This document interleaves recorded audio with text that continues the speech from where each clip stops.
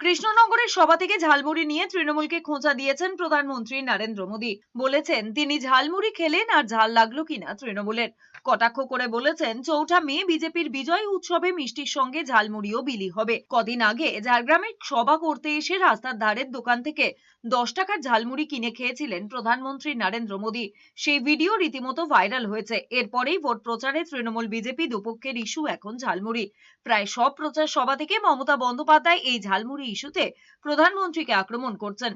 কৃষ্ণনগরের সভা থেকে তাঁরই জবাব দিয়েছেন নরেন্দ্র মোদী। প্রধানমন্ত্রী বলেছেন ঝালমুড়ি তিনি খেলেন আর ঝাল লাগলো তৃণমূলের। নরেন্দ্র মোদী আরো বলেছেন এখানে তৃণমূল নেতাদের দুর্নীতি সিন্ডিকেটের ওপর মানুষ এতটাই বিরক্ত যে অনেক জায়গায় খাতাই খুলতে পারবে না তৃণমূল। झालमुरी मैंने खाई, लेकिन झाल टीएमसी को लगी है।